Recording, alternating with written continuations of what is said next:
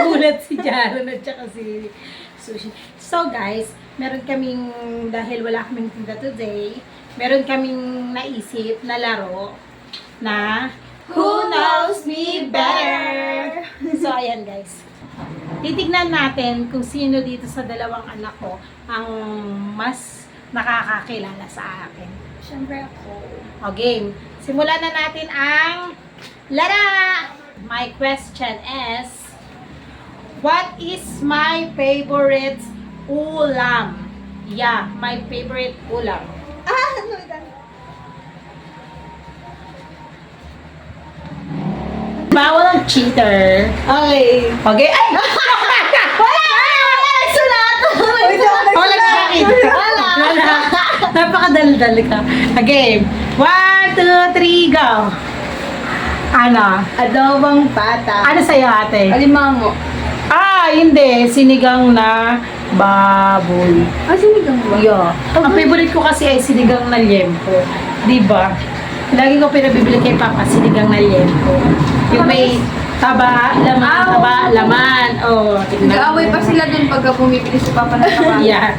Kasi pag sinabi kong sinigang na liempo, ang binibili, sinigang na matandang baboy. Ba di ba yung adobong pata, lagi silang ginaano? Minsan lang yan pag nagkikrave ako. Tsaka yung minsan lang makabili, mahal pa. Parang isang biyahe niya, ang presyo. Isang araw. Isang araw na ng jowa. Kaya pag nagkikrave, wag na lang. Mamayat na lang. Okay. Number 2. What is my favorite color? Yan. May tatlo akong favorite na color pero yung pinaka-isa lang yung pinaka-favorites ko.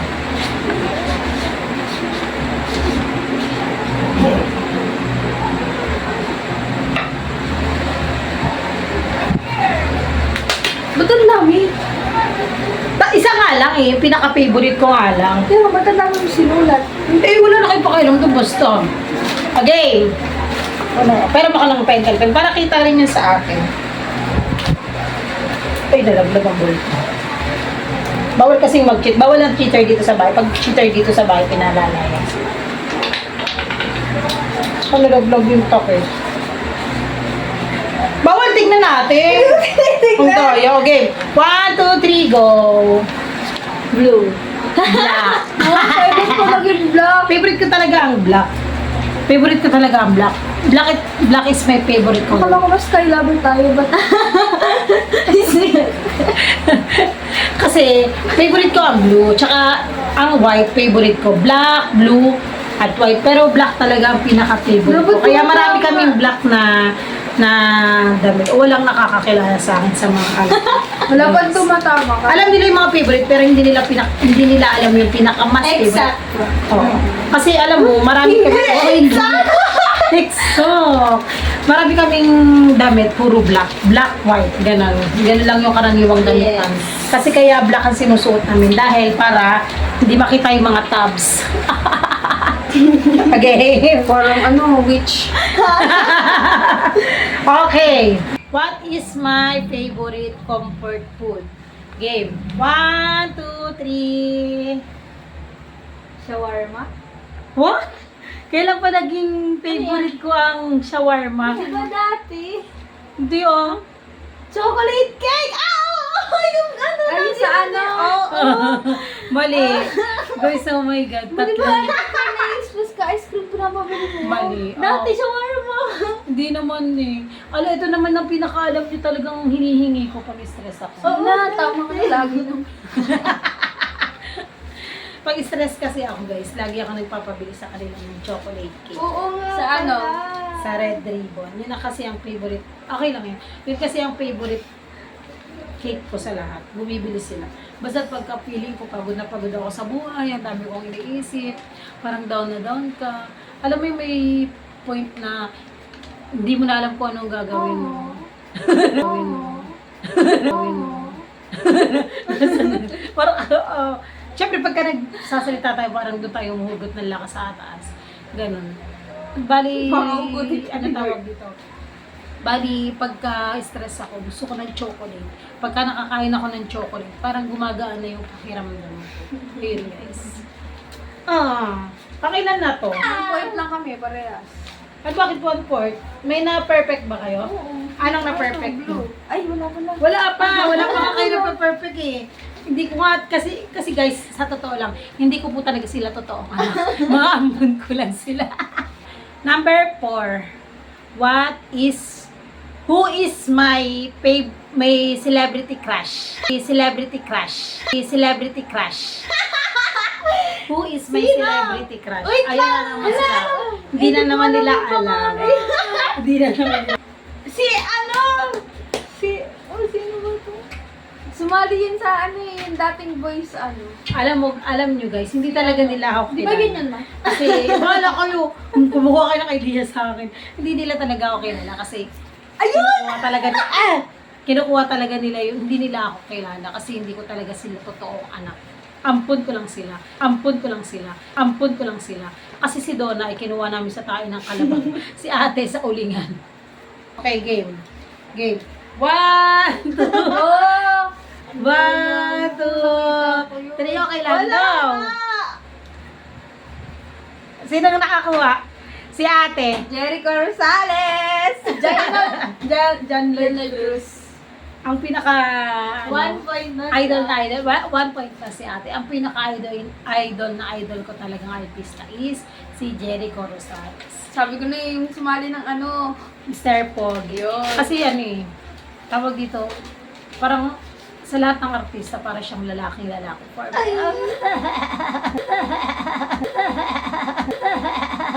May asawa ka naman. Ano siya kasi yung kutis niya, tan skin, tapos ang basta, Si Mama Satan. Yes. tarantado.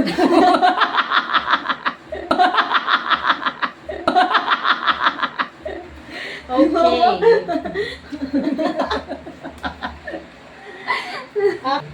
Saang bansa ang unang gusto kong mapuntahan? Okay, pero ako. 1, 2, 3, 4. Switzerland. Hong Kong! Oh my God! Diba? Sabi ko sa Ay, inyo. oo nga. Ang gusto, ano ba itong mga anak ko? Wala sa lugar. Hindi nag-iisip ng tama. Di ba? Ayan mga yan ay mga, ano nyo lang, mga pangarap, mga bucket list natin. Pero ang unang-unang bansa na, di ba, Hong pinaplano Kong. natin puntahan ay Hong Kong. Kasi ang Hong Kong ay Asia, yung madali lang siyang puntahan. Walang visa, ganun. Kailangan lang ng pera. So, mapupuntahan ka rin namin. But, not now, but never. Not now, but never. Not now, but never.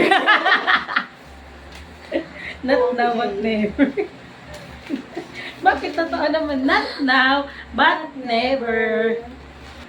Anong pangarap kong sasakyan? Anong sasakyan ng pangarap? Alam niyo dapat yan. Pangarap mong sasakyan. Oo, alam niyo dapat yan. Kasi lagi ko yung sinasabi sa inyo. Oo naman. Okay. Game na? Yes. Game. Okay. 1, 2, 3. Ano yan? Ano sa'yo? L300 tsaka artista car. Ay! Yung may bahay. Yung iba. Lagi sinasabi sa akin ni Mama, once na nagkasasakyan siya, gusto niya yung may bahay. Hindi naman. yung artista car nga. Pero ang pinakapangarap ko talaga ay L300. Bakit ate? Para pang family. Hindi, tsaka kasi... Tsaka sa pang business. Oo, kasi... Oh, di ba? Tama rin ako. Yung... Pang business ba yan? Iba kasi yung sa'yo, anak, yung gusto mo pang tour.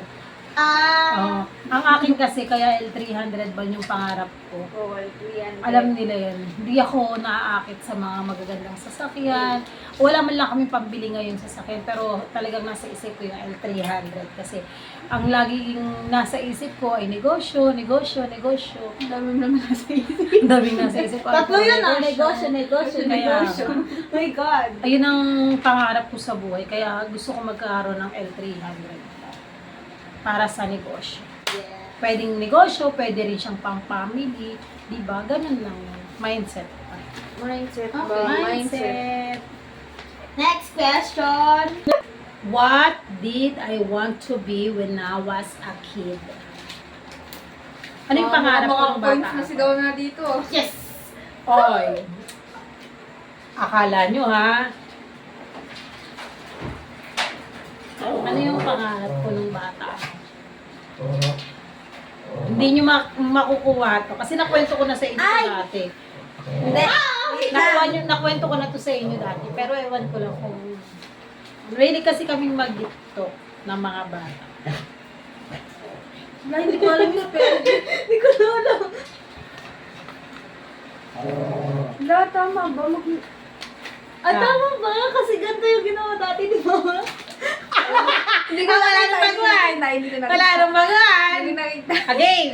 1, 2, 3. Ano sa'yo, ate? Ano, psychologist, nurse, tsaka chef. Ikaw.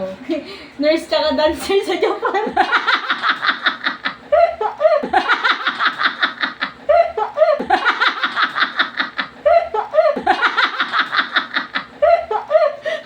Yung picture mo, mama. Ay, oo nga pala. Ate, mo, di ba? Tsaka lang nila naaalala. Tsaka lang nila naaalala Kasi pag res- nakikita na Kasi nila. mama, recently na Oo. more on nurse na yung napag-usapan na. Kasi- Ay, ano ba yan, Ma? FA. FA! Ah, kasi, Oo nga, napagkwentuhan natin yung oo, isang napagkwentuhan. Hindi lang isang araw dati. Di ako no? kasama. Parang palagi. Baliw. Kasi ganito, di ba, ang kwento ko ulitin ko na naman ang kwento. Kasi nung bata ako, pagka nakakakita ako ng eroplano, tawag dito, nung bata ako, pag may dumaraan na eroplano sa amin dati, lagi kong sinasabi, pangarap ko yung maging FA. Nung lumaki ako, nakita ko yung itsura ko na hindi kagandahan, tapos hindi naman ako flawless, tapos na nagkaroon ako ng pamilya, isa lang pala yung gusto ko sa buhay, yung maging nurse. Pangarap ko siya. Nung bata ako, ang pangarap ko ay FA. Oo. Pero nung lumaki na ako, nung nagkapamilya na ako, pangarap ko until now ay maging nurse. Yaon. Yun lang.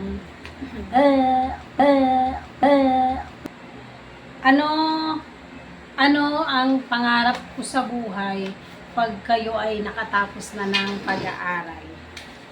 Ano ang pangarap ko sa buhay pag kayo ay nakapagtapos na ng pag-aaral?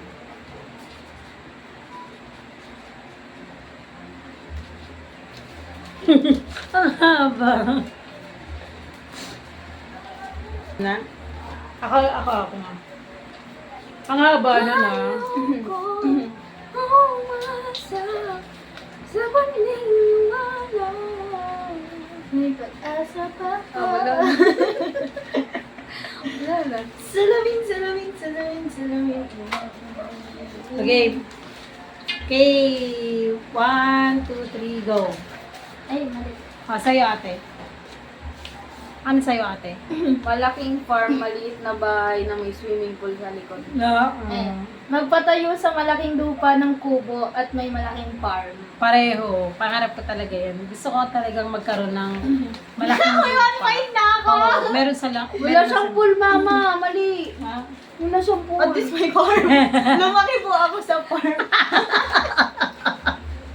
Ngayon, ang couch ko naman, ang ano ko naman dun ay tumanda sa farm. Hindi naman ako lumaki sa farm.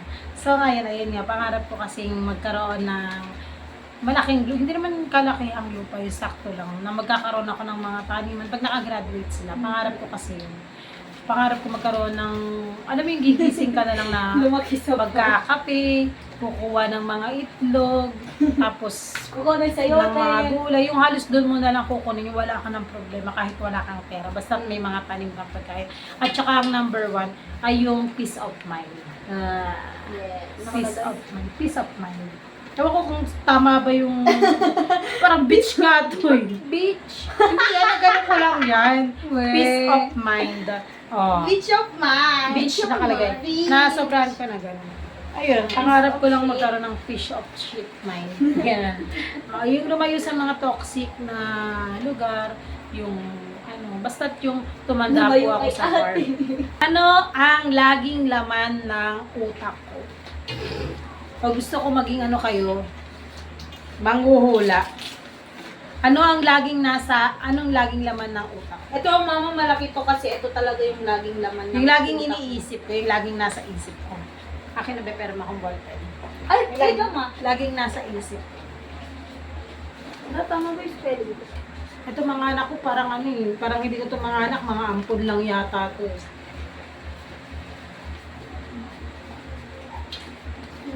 Natingin. Okay. Okay. 1, 2, 3, go. Ano yung baby? Pera, negosyo. Kaya ate. Pera, business. Oo. Ako, business. Una ang pera. Ah. Diba kasi siyang pera? Yes. Ang tao hindi mabubuhay ng walang pera. Kasi pagka ang tao sinasabi, hindi naman nadadala sa pera yung... Hindi. Kasi number one, mai-stress kapag wala kang pera. Kasi pagka wala kang pera, yung pera kasi dun kasi nanggagaling yung pambili mo ng pagkain, ganun. Pambili mo ng mga kailangan mo sa buhay. Kaya hindi totoo yung hindi pera ang basihan, hindi. Pag wala kang pera, lalang nakaka-stress. Tsaka ang laging nasa isip ko ay business. Business lang lagi. Ganun lang. Go with the flow. Business lang ng business hanggang makasurvive. That's all. Oh my God! Anong gagawin? Game na? Game na? Matigan mo. Si Nora Honor. Pares tayo. Meron ako. Si Mom. Okay. Te, sagot sa karita. Yan. Compress. Okay. Okay. Who always broke my heart? Who always broke my heart?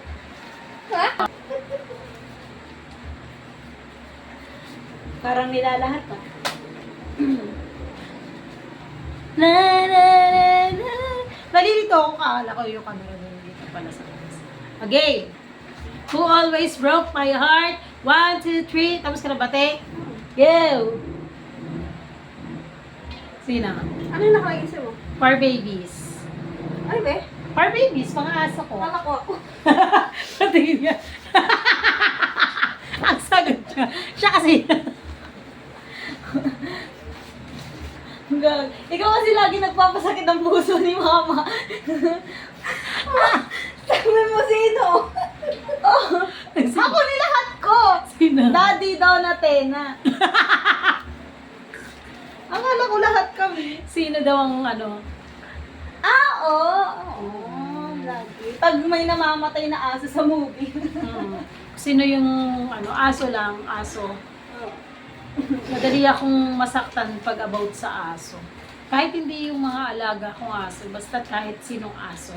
Kahit mukhang aso pa yan. Akala ko ako. Bakit mo nasabing ikaw ang laging... Lagi mo sinasabi nila. Na...